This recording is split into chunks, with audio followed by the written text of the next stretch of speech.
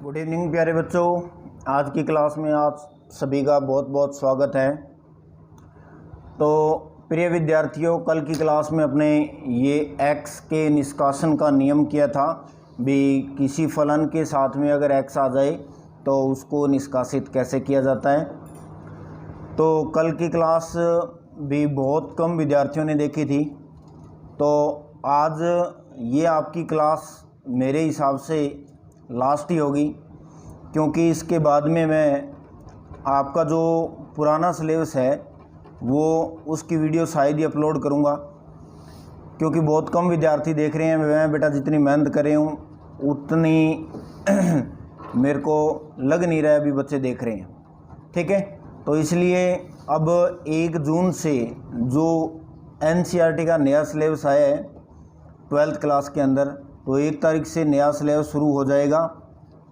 तो उसके अंदर भी बहुत से टॉपिक ऐसे हैं जो लगभग इसमें कॉमन ही है, जो RBSE में आपका अब जो सिलेबस चल रहा है उसमें और उसमें।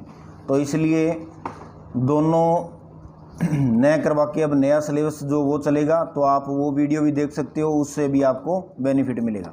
क्योंकि बेटा आपको बार बार कहने के बावजूद भी आप क्लास नहीं लगा रहे हो, क्योंकि शायद आपको टेंशन है नहीं एग्ज़ाम की, या ऐसा हो सकता है भी आपकी तैयारी बहुत अच्छी हो रखी है इसलिए आप वीडियो नहीं देख रहे हो। ठीक है, तो चलो कोई बात नहीं बेटा, जैसा आपको ठीक लगे। लेकिन एक बात को आपको क्लियर करना चाहता हूँ मैं भी, जैसे मैं न्यूज़ डेली की डाल रहा हूँ ग्रुप पे, व्हाट्सएप ग्रुप पे भी, टेलीग्राम ग्रुप पे, और एग्ज़ाम के दिन बहुत नज़दीक है।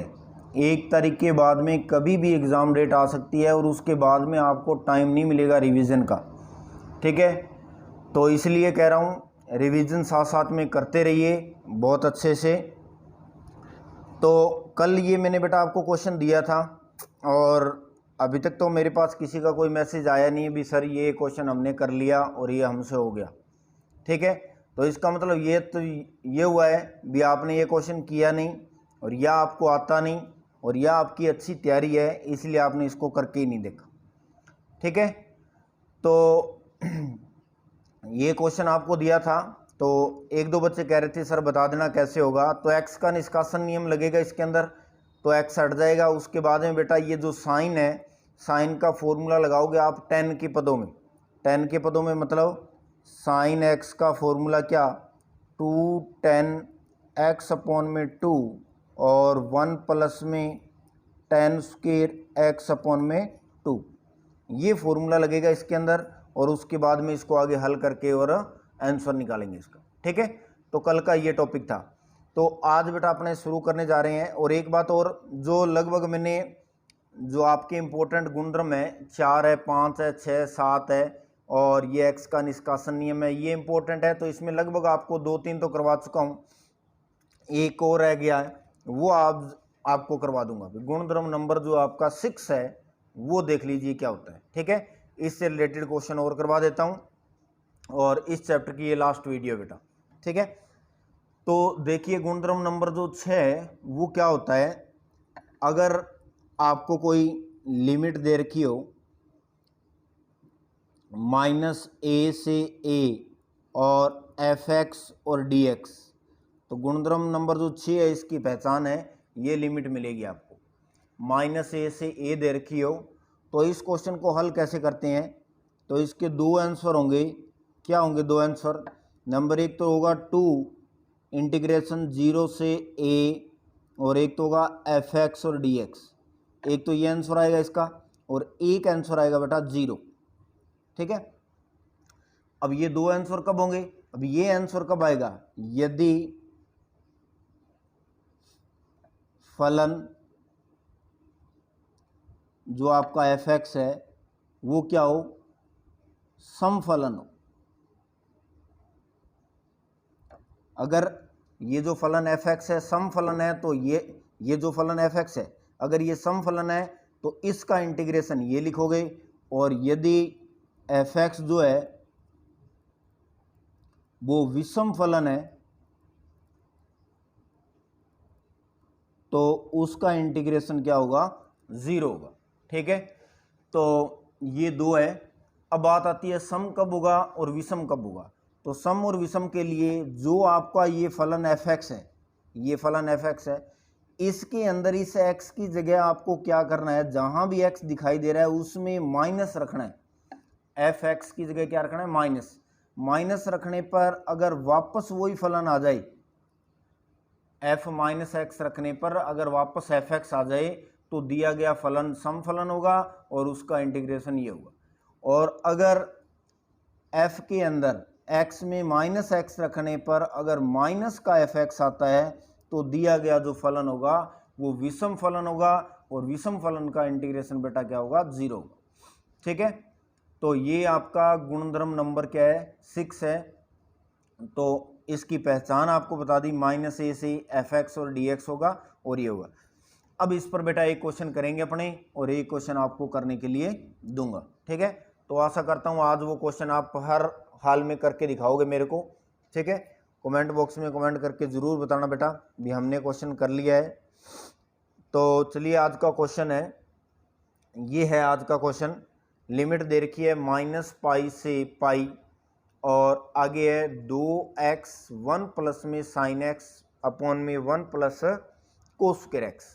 ठीक है, ये फलन दिया हुआ है। तो इसके अंदर देखिए अब कैसे हल करेंगे। सबसे पहले तो बेटा ये काम करेंगे, ये जो 2x है इसका अंदर मल्टीप्लाई कीजिए, और मल्टीप्लाई करके और 2 इंटीग्रेशन हो जाएंगे, क्योंकि ऊपर प्लस है बीच में, तो इन दोनों को अलग अलग करेंगे। तो देखिए इसमें क्या होगा, इसको i के इक्वल लेट कर रहा हूँ मैं, i इक्वल इंटीग्रेशन -π से π, 2x का अंदर मल्टीप्लाई करेंगे तो ये हो जाएगा 2x अपॉन ये हो जाएगा 1 प्लस कोस स्क्वायर एक्स और dx। उसके बाद में इंटीग्रेशन -π से π, 2x का फिर अंदर गुणा करोगे तो 2x और साइन x अपॉन 1 प्लस में कोस स्क्वायर एक्स और dx, ये आ गया। ठीक है, कुछ नहीं किया, इस 2x का अंदर मल्टीप्लाई कर दिया और इसके साथ भी कर दिया, और दोनों को क्या कर दिया, अलग अलग कर दिया। अब इसमें गुणधर्म नंबर 6 लगाएंगे। 6 से पहले i इक्वल, इसको लेट कर रहा हूँ मैं i1, और प्लस में इसको लेट कर रहा हूँ मैं i2। ठीक है, पहले जो इंटीग्रेशन है इसको i1 मान लिया और दूसरे को i2 मान लिया। ठीक है, तो i1 प्लस में i2 मान लिया। अब देखो i1, पहले i1 को हल कर रहा हूँ मैं, तो i1 इक्वल में -π से π और 2x बटा में 1 प्लस में कोस स्क्वायर एक्स और dx है, ये दिया हुआ है। अब इसको चेक करना है बेटा, ये दिया गया फलन सम है या विषम है। ठीक है, तो देखो अपने क्या करेंगे, फलन को बाहर निकाल लीजिए एफ एक्स को। तो एफ एक्स आपका क्या है, एफ एक्स है 2x बटा में 1 प्लस में कोस स्क्वायर एक्स, ये आपका फलन है। ठीक है, अब इसके अंदर आपको करना क्या है, इस ये जो एफ दे रखा है, जहां भी इसके अंदर x है उसके अंदर आप -x रखिए। तो f -x रख दिया मैंने, तो यहाँ पर देखो 2 -x, फिर उसके बाद में 1 प्लस में कोस स्क्वायर और -x। ये करने के बाद में देखो ये तो आ जाएगा माइनस का 2x और बटा में 1 प्लस, अब कोस स्क्वायर माइनस थीटा, तो कोस में माइनस बाहर आता नहीं है, इसलिए क्या हो जाएगा कोस स्क्वायर एक्स। तो देखो इस माइनस को छोड़ के बाकी यही वैल्यू वापस आ गई, तो इसका मतलब ये हुआ ये माइनस का क्या हो गया, एफ एक्स। तो अभी मैंने बताया था अगर x में माइनस रखने पर अगर माइनस एफ एक्स आ जाए तो इसका मतलब क्या हुआ, अतः दिया गया फलन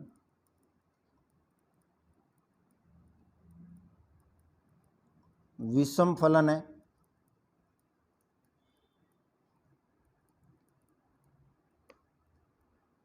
अब ये फलन जो है कौन सा हो गया, विषम फलन हो गया।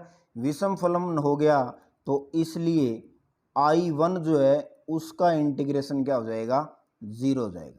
तो इसका इंटीग्रेशन करने की ज़रूरत नहीं है बेटा, ये क्या हो जाएगा, 0 हो जाएगा। तो ऐसे तो आपको I1 को हल करना है। अब देखिए I2, सेम टू सेम अब अपने किसको सॉल्व करेंगे, I2 को। तो I2 जो है वो आपका देखिए माइनस का पाई से पाई, और उसके बाद में है 2x sine x upon 1 plus में कोस स्क्वायर x, ठीक है, और dx ये दिया हुआ। तो ये दूसरा फलन है। अब इसको देखो हल कैसे करेंगे। फलन fx को लिखिए अलग से जैसे ऊपर वाले में लिखा था।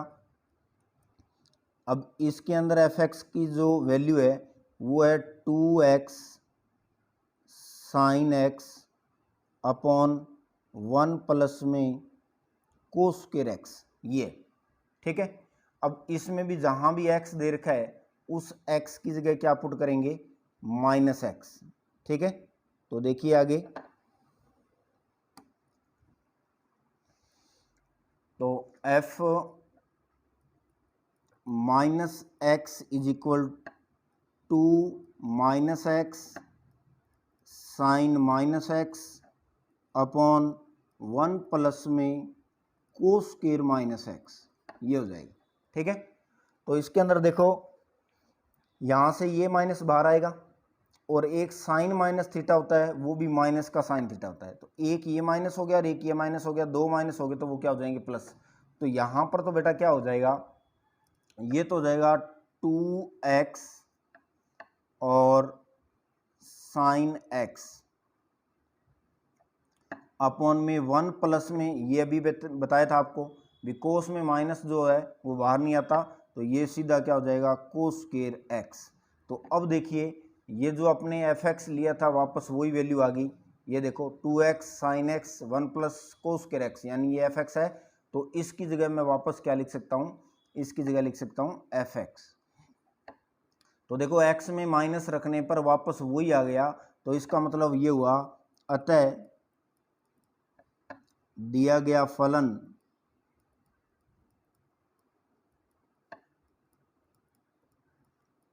समफलन है।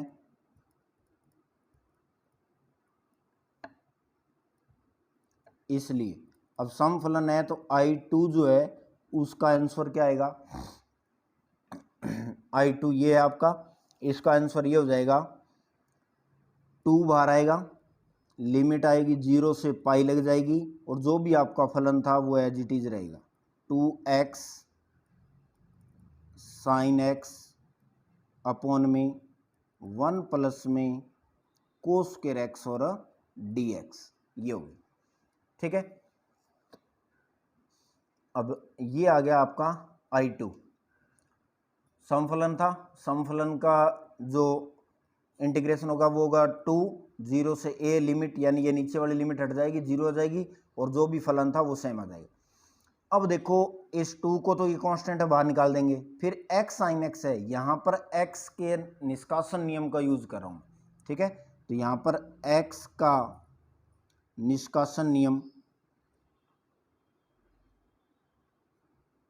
और x का निष्कासन नियम कल मैंने आपको बताया था कैसे लगेगा भी। इस ये दो तो कांस्टेंट है, बाहर निकल जाएगा, x को छोड़ दीजिए, और x को छोड़ने के बाद में यहाँ पर बचेगा क्या, साइन x बटा में 1 प्लस कोस स्क्वायर, ये आपका फलन है। इसमें a plus B minus x रखने पर वापस वही आना चाहिए, तो वही आ रहा है, देख लीजिए आप। तो इसलिए x का निष्कासन नियम इसमें लगाएंगे। अगर किसी ने नहीं ये कल की वीडियो देखी है तो बेटा ये कल वाली वीडियो पहले ज़रूर देख लेना, उसमें मैंने ये सारा समझाया। तो मैं डायरेक्ट यहाँ पर ये x का निष्कासन नियम लगा रहा हूँ, ठीक है। तो I2 इक्वल, ये 2 तो बाहर है ही, और ये 2 और बाहर आ जाएगा, तो यानी ये हो जाएगा 4। उसके बाद में x का निष्कासन नियम क्या होता है, a प्लस बी, यानी lower limit plus upper limit, तो इन दोनों का टोटल कितना हो जाएगा, पाई अपॉन में क्या होता है 2, फिर इंटीग्रेशन 0 से पाई, ये 2 बाहर आ गया, x यहाँ से हट जाएगा, तो बचेगा साइन x अपॉन में 1 प्लस में कोस स्क्वायर x और dx, ये वैल्यू बचेगी। ये लग गया x का निष्कासन नियम। अब इस 2 से ये 4 कैंसिल हो जाएगा, तो I2 की जो वैल्यू है वो कितनी आ गई, 2 पाई और लिमिट 0 से पाई और ऊपर है साइन एक्स अपॉन में बेटा 1 प्लस में कोस स्क्वायर एक्स और डी एक्स, ये ठीक है। अब ये आसान हो जाएगा क्वेश्चन बिल्कुल ही। अब अपने देखो, अगर नीचे कोस जो है उसको अगर मैं टी लेट कर लूँ तो ऊपर उसका अवकलन है, तो अपने यहाँ पर मानेंगे क्या भी, माना कोस एक्स बराबर टी, कोस का अवकलन माइनस का साइन एक्स डी एक्स बराबर में क्या हो जाएगा, डी टी। तो यहाँ पर आ जाएगा साइन एक्स डी एक्स बराबर माइनस का डी टी, वो माइनस इधर ले आए। अब लिमिट बदलेगी, x बराबर लोअर लिमिट कितनी है 0, x बराबर 0, तो यहाँ पर 0 रखेंगे तो t की वैल्यू कितनी आ गई, कोस 0 की वैल्यू कितनी होती है 1, x बराबर 0 रखा तो t की वैल्यू 1 आ गई।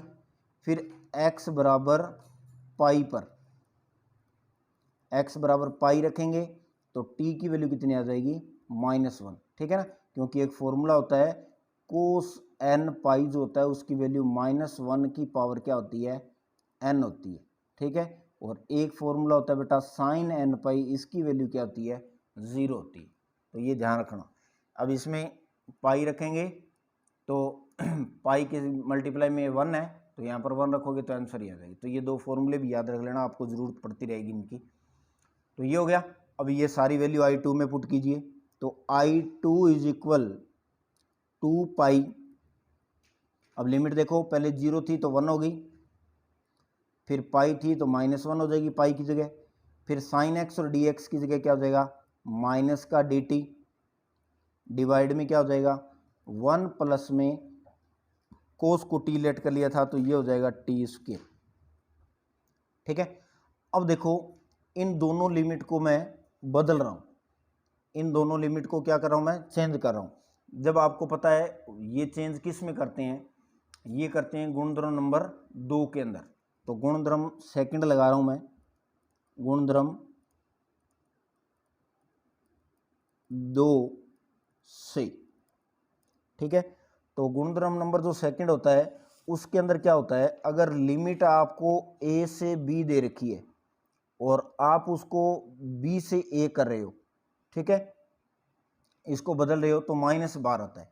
तो गुणधर्म सेकंड लगा रहा हूँ तो ये हो जाएगा I2 इज इक्वल -12 आएगा, और एक ये माइनस है तो एक तो गुणधर्म सेकंड से माइनस आएगा और एक ये है तो दोनों प्लस हो जाएंगे, इसलिए 2 पाई -1 से 1 हो जाएगी लिमिट, और ये हो जाएगा डी टी अपॉन में क्या आ जाएगा 1 प्लस में टी स्क्वायर, ये हो गई, ठीक है बेटा। अब देखिए I2 की जो वैल्यू आ गई, अब आपको पता है यहाँ पर -1 से 1 है लिमिट, और ये जो इंटीग्रेशन है 1 प्लस में x square, 1/1 plus x square आपको पता है किसका इंटीग्रेशन होता है, ये tan इनवर्स का होता है। तो आगे वाले पेज पे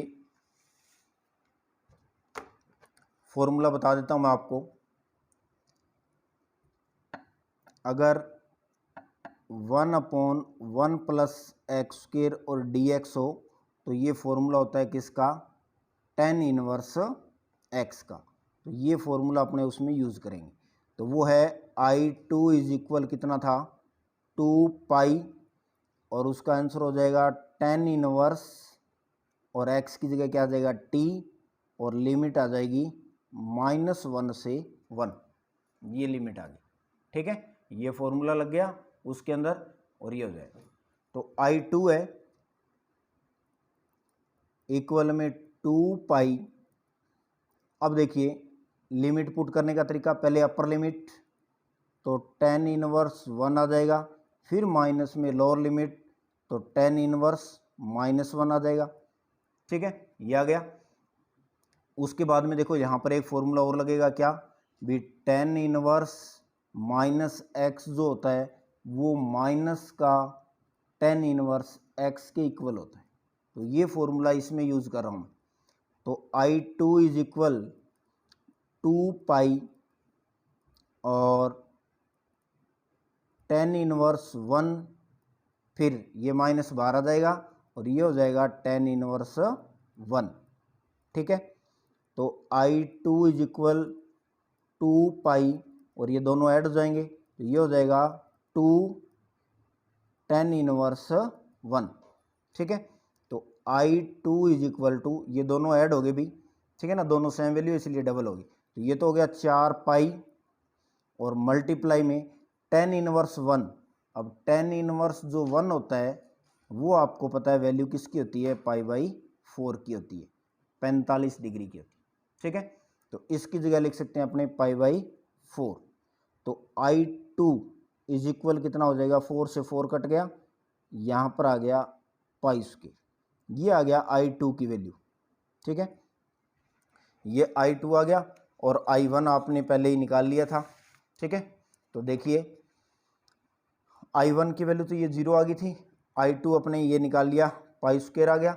अब ये I1 और I2 की वैल्यू किस में रख दीजिए, समीकरण 1 में। तो समीकरण 1 से तो I1 तथा I2 के मान समीकरण 1 में रखने पर, तो समीकरण 1 में रखेंगे तो I1 और I बराबर I1 की वैल्यू 0 और I2 की वैल्यू कितनी है, पाई स्क्वायर, तो इसलिए I इज इक्वल आंसर कितना आ गया, पाई स्क्वायर। तो ये आपका बेटा गुणधर्म नंबर कौन सा था, 6, जिसके अंदर आपको सम और विषम फलन का पता चलता है। ठीक है, तो थोड़ा सा रिपीट कर देता हूँ दोबारा। सबसे पहले 2x का अंदर मल्टीप्लाई कीजिए, फिर दोनों को अलग अलग कर दीजिए, दो इंटीग्रेशन हो जाएंगे, उनको I1 और I2 लेट कर लीजिए। पहले I1 को ले लिया, I1 में अंदर जो भी है वो पूरा फलन आपका fx है, इसमें जहाँ भी x है वहाँ पर माइनस एक्स पुट कीजिए। अगर आपका माइनस fx आता है आंसर, माइनस ये बाहर है और ये fx वापस आ गया तो वो विषम फलन है, और विषम फलन का इंटीग्रेशन क्या होता है, 0 होता है। तो I1 की वैल्यू 0 आ गई। अब I2 को सॉल्व करोगे तो I2 के लिए ये I2 आपका है फंक्शन, I2 ये पूरा है, तो इस I2 को ले लिया। अब इस I2 के अंदर भी ये fx का मान बाहर निकाल लिया और इस x की जगह क्या रखेंगे, माइनस एक्स रखेंगे, तो ये x की जगह माइनस पुट कर दिया। तो माइनस पुट करने के बाद में वापस fx आ गया, इसलिए ये सम फलन है, तो सम फलन का इंटीग्रेशन होता है 2 0 से लिमिट a और वापस वही फलन। अब मैंने यहाँ पर x का निष्कासन नियम लगा दिया और इस x को यहाँ से हटा दिया, तो ये 2 जो है ये बाहर आ जाएगा, इसलिए 4 हो गया। और x के निष्कासन नियम में क्या होता है, a प्लस b, इन दोनों का सम होता है, तो सम पाई आएगा, डिवाइड में 2 और आगे वाली डिजिट सेम टू सेम आ जाएगी, x वहाँ से हट जाएगा। ठीक है, और ये 2 मैं पहले ही बाहर निकाल चुका हूँ, तो ये 2 आ गया और ये पाई बच गया और आगे वाला सेम है। अब कोस को आप क्या लेट कर लो, टी लेट कर लिया, इसका अवकलन कर दिया और इधर ये लिमिट चेंज कर दी, और लिमिट चेंज करने के बाद में ये लिमिट पुट कर दी, और फिर यहाँ पर मैंने गुणधर्म सेकंड लगाया है। तो सेकंड में क्या होता है, यहाँ पर बता देता हूँ, अगर लिमिट a से b लिखी हो और fx और dx हो, और अगर आप लिमिट को चेंज कर रहे हो, इसको b से a कर रहे हो, तो बाहर क्या आ जाता है, माइनस आ जाता है। ये आपका गुणधर्म नंबर जो है वो सेकंड है। ठीक है, ये मैंने यहाँ पर यूज़ कर लिया, ये लिमिट चेंज कर दी, इसको नीचे ले आया, इसको ऊपर ले गया, इसलिए ये माइनस 12 आएगा और एक माइनस ये है, तो 2 माइनस हो गए, वो प्लस हो गए। ठीक है, तो ये हो गया। और आगे इसका फॉर्मूला आपको पता है भी, ये किसका फॉर्मूला होता है, ये tan इनवर्स x का फॉर्मूला होता है, और tan इनवर्स x का फॉर्मूला लगाने के बाद में लिमिट पुट कर दी।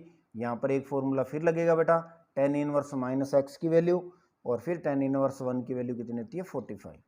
ठीक है, तो इस प्रकार से I1 और I2 की वैल्यू उसमें पुट कर दी और ये हमारा आंसर आ गया। तो आशा करता हूँ ये आपको क्वेश्चन अच्छे से समझ में आया होगा। और तो एक क्वेश्चन आपको बेटा मैं घर से करने के लिए दे रहा हूँ, तो वो देखिए क्वेश्चन क्या है। तो देखिए बेटा आज का क्वेश्चन है ये, -π/4 से π/4 x प्लस में π/4, ये आपको लिमिट -a से a दे रखी है, और x प्लस में π/4 अपॉन में 2 माइनस में कोस 2x और dx है, इसका मान ज्ञात करना है। और इसका आंसर बेटा जो आ रहा है वो आ रहा है पाई स्क्वायर अपॉन में 6√3। ठीक है, ये इसका क्वेश्चन का आंसर आ रहा है। ध्यान से करना, थोड़ा सा लंबा क्वेश्चन है। तो ये 10th जो चैप्टर था उसमें मेन गुणधर्म जो भी थे, आपको इम्पोर्टेंट जो भी चीज़ें थी वो आपको बता दी। तो ये 10th चैप्टर का लगभग आपका काम पूरा हो गया है। गुणधर्म भी लगभग मैंने सारे करवा दिए, जितने भी आपके 7-8 थे हर क्वेश्चन के अंदर। तो आशा करता हूँ ये आपको अच्छा लगा होगा, आपने वीडियो को एंड तक देखा होगा। ठीक है बेटा, और आपको लगता है भी अच्छी है वीडियो तो प्लीज़ लाइक ज़रूर करें और शेयर भी कर देना। तो अब 1 तारीख को नया सिलेबस स्टार्ट होगा बेटा एनसीईआरटी का। तो जो भी आपके टच में 12th क्लास में जो बच्चे हुए हैं उन तक वीडियो ज़रूर पहुंचाएं और उनको वीडियो देखने के लिए ज़रूर करें। ठीक है बेटा, थैंक यू, धन्यवाद।